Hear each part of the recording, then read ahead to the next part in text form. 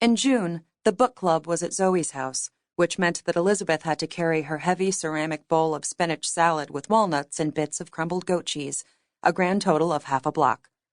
She didn't even have to cross a street. None of the dozen women in the group had to travel far, that was the point. It was hard enough to coordinate schedules and read a novel, though only half the group ever finished anything, without asking people to get on the subway. Make plans with your real friends on your own time. Drive your car across the borough to have dinner if you want to, but this was the neighborhood. This was easy. It was the last meeting before the annual summer hiatus. Elizabeth had sold houses to 6 of the 12. She had a vested interest in keeping them happy, though in truth, it was also good when people gave up on Brooklyn and decided to move to the suburbs or back to wherever they came from, because then she got a double commission. Elizabeth liked her job. Of course, even if the rest of the book club was composed of neighbors who might not otherwise have crossed paths, she and Zoe were different. They were old friends, best friends, really, though Elizabeth might not say that in front of Zoe, for fear that she would laugh at the phrase for being juvenile. They'd lived together after college, way back in the Stone Age in this very same house, sharing the rambling Victorian with Elizabeth's boyfriend, now husband, and 2 guys who had lived in their co-op at Oberlin. It was always nice to carry a big bowl of something homemade over to Zoe's house, because it felt like being back in that potluck-rich, money-poor twilight zone known as one's 20s.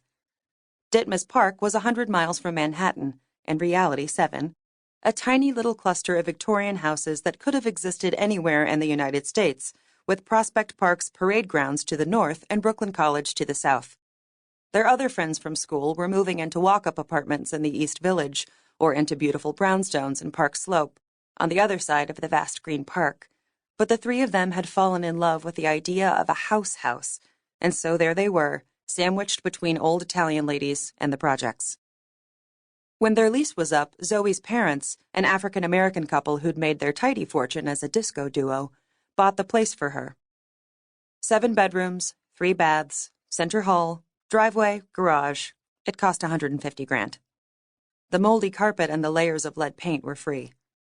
Elizabeth and Andrew weren't married yet, let alone sharing a bank account, and so they sent their separate rent checks to Zoe's parents back in Los Angeles. Zoe had borrowed more money to fix it up over the years, but the mortgage was paid.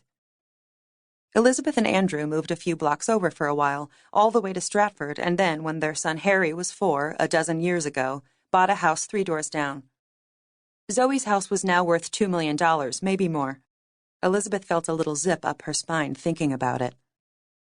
Neither Elizabeth nor Zoe thought they'd still be in the neighborhood so many years later, but it had never been the right time to leave. Elizabeth walked up the steps to the wide porch and peered in the window. She was the first to arrive, as usual. The dining room was ready, the table set.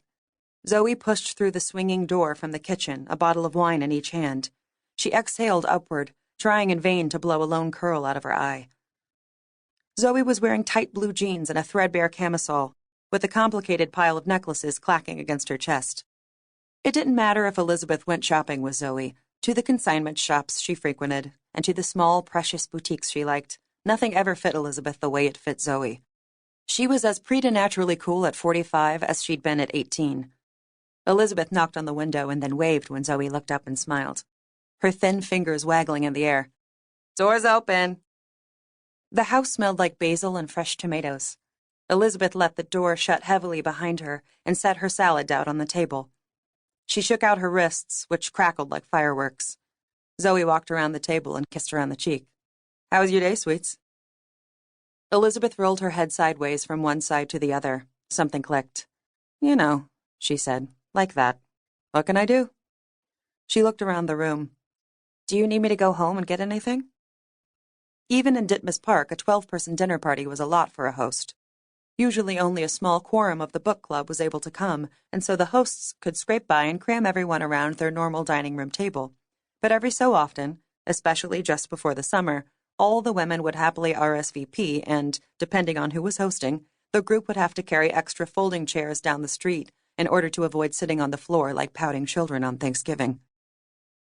Overhead, there was the sound of something heavy falling to the floor, thump, and then twice more, thump, thump. "Ruby!" Zoe yelled, craning her chin skyward. "Come say hello to Elizabeth." There was a muffled reply. "It's fine," Elizabeth said.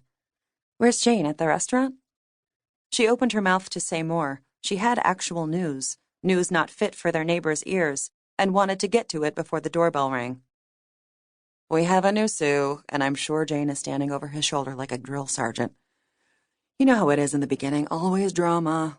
Ruby, come down here and say hello before everyone you don't like shows up."